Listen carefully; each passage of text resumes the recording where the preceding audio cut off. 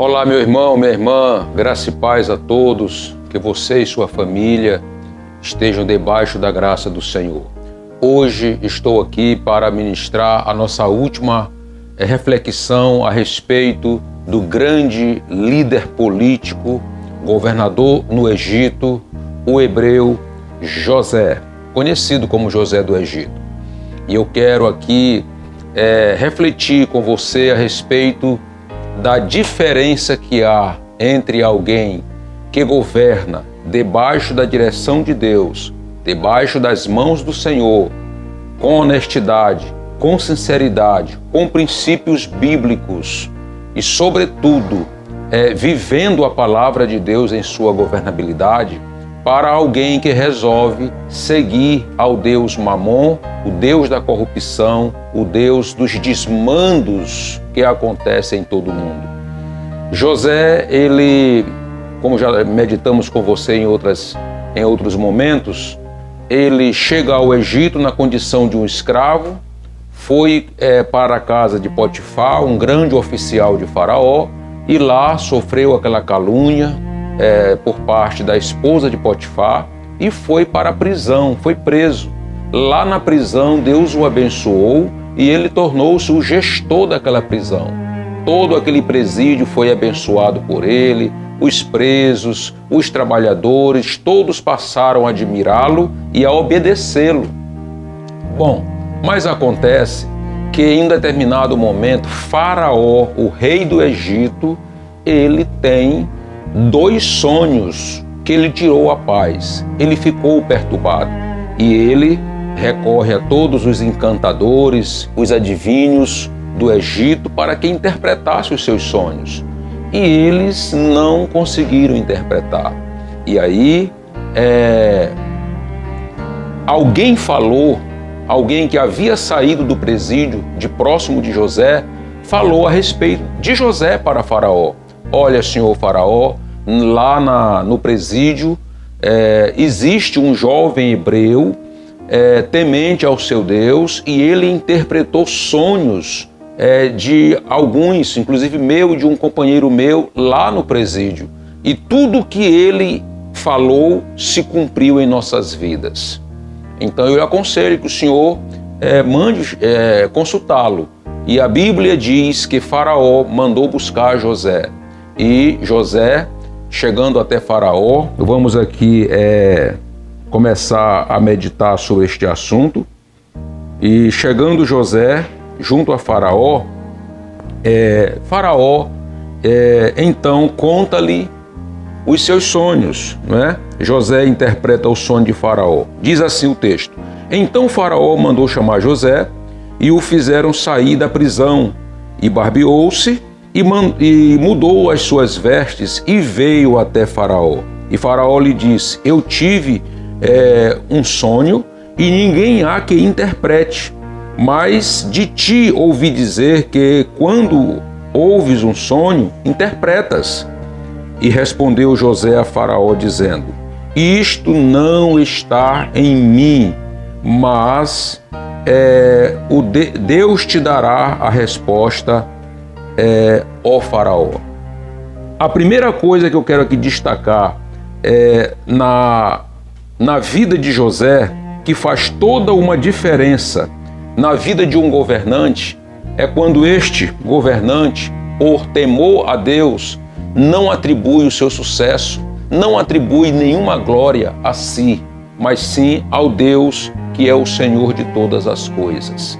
José poderia muito bem dizer o seguinte: sim, Senhor, eu interpreto, eu tenho este dom, eu tenho esta capacidade, eu tenho esta visão de interpretar sonhos das pessoas. Mas ele disse: isto não está em mim. O Deus dos céus te dará a interpretação, ó Faraó. Bem por aqui você começa logo a ver toda uma diferença entre o justo e aquele que caminha no caminho da impiedade, da corrupção. Prosseguindo, José então ouve, não é, o sonho de Faraó. Faraó conta-lhe o sonho. Que sonho era esse? Faraó havia sonhado que aparecia diante dele 7 vacas gordas, tá? e estas vacas gordas, lindas, robustas, né? E depois apareciam 7 vacas magras, pequenas, esquisitas, e estas vacas raquíticas comiam, destruíram as 7 vacas gordas. Ele acordou e logo em seguida voltou a dormir, e ele sonha outra vez, e o seu sonho dizia que ele via 7 espigas gordas, cheias, bonitas, e logo de imediato lhe aparecem 7 espigas raquíticas, rasas, sem aparência, e estas consumiram, engoliram todas as 7 espigas gordas. Este era o sonho de Faraó. E Faraó contou para José este sonho. Então, após ouvir o sonho, José diz a Faraó qual era a sua interpretação. E qual seria a interpretação? Faraó, Deus te mostrou, te revelou que haverão 7 anos de fartura em todo o Egito. O Egito vai prosperar. O Egito vai ser uma nação próspera durante 7 anos. Mas logo ao final desses 7 anos, iniciará também uma série de 7 anos de escassez, de miséria, sem chuva, sem nada. Vai haver uma grande fome em todo o mundo, não é somente no Egito, mas em todo o mundo. E então, neste caso, você precisará tomar algumas medidas. E aí nós vamos ver aqui o conselho que José deu a Faraó diante deste sonho. O conselho foi o seguinte: portanto, Faraó, se veja agora um varão inteligente, sábio, e ponha sobre a terra do Egito. Faça isso, Faraó, e ponha governadores sobre a terra, e tome a 5ª parte da terra do Egito nos 7 anos de fartura. Este foi o conselho que José deu. Se organize, se prepare, ponha alguém inteligente, capacitado para prevenir o país, a nação egípcia, durante os 7 anos de fartura, para que quando vier os 7 anos de escassez, a nação e o mundo não venha sofrer e perecer por conta da fome. Só lembrando que o Egito era a principal civilização humana de então. Então o mundo contemporâneo dependia do Egito. E a partir deste momento, vamos ver aqui que José foi naquele momento ouvido por Faraó, respeitado por Faraó, temido por Faraó, e ele disse o seguinte: olha aqui qual foi a reação de Faraó. E disse Faraó aos seus servos: acharíamos um varão como este, em quem haja o Espírito de Deus? Você vê aqui a importância de alguém que tem uma aliança sincera com Deus. Em qualquer área da vida, é abençoado, é reconhecido, é respeitado. Dentro da política, é a mesma coisa. José era um político, era um líder político levantado para honrar a Deus dentro da política. Então, o rei Faraó do Egito, ele reconheceu que em José havia o Espírito do Deus dos Hebreus. E aí diz aqui o texto que Faraó o constitui, e diz aqui assim: depois disse Faraó a José: pois que Deus te fez saber tudo isso, ninguém há inteligente e tão sábio como tu. Tu estarás sobre a minha casa, e por tua boca se governará todo o meu povo. Somente o trono eu serei maior do que tu. Então, Faraó constituiu José como o governador do Egito.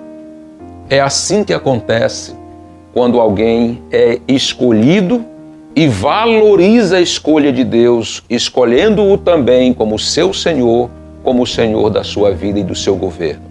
A partir de então, José foi constituído, foi recebido com todas as honrarias. Diz a palavra que Faraó colocou um anel no seu dedo, vestes reais, colocou sobre um cavalo e ele foi sobre carruagens, melhor dizendo, e ele foi exibido por Faraó perante a multidão, sem ele querer tal ostentação, mas era um ritual do Egito, e ele foi apresentado como alguém que só seria menor do que o próprio Faraó, mas ele teria autoridade sobre todo aquele povo e, consequentemente, teria sobre toda a terra. E a Bíblia diz que José se organizou a nação inteira. E durante os 7 anos de fartura, ele abasteceu toda a nação egípcia, comprou alimento, o povo comprava com dinheiro. Quando terminou o dinheiro, então José disse: Faraó, agora nós iremos trocar por terra. E diz a Bíblia que toda a terra da época foi trocada por alimento. Ou seja, quando o governo é sério, quando o governo é honesto, quando o governo teme a Deus, tem respeito pelo seu povo, o povo fica rico. Não está escrito na Bíblia em nenhum momento a ideia de que José saiu milionário do governo do Egito. Sua família não esteve praticando crime de nepotismo através das suas mãos. Não está registrado na Bíblia que ele colocou a sua família inteira em postos específicos do governo do Egito. Poderia ele ter feito isso, mas não fez porque tratava-se de um homem de Deus, um homem sério, comprometido com a verdade e com a justiça. Mas o Egito ficou rico. Isso não é uma lenda, meu caro telespectador, isso não é uma lenda. Isso faz parte tanto da história do Egito, uma nação que até hoje existe, quanto faz parte da história do povo de Israel, do povo hebreu. Então, isto aconteceu e é o modelo para um cristão governar. O principal modelo bíblico está na história de José, embora não sendo só na história de José, mas ali está o principal modelo.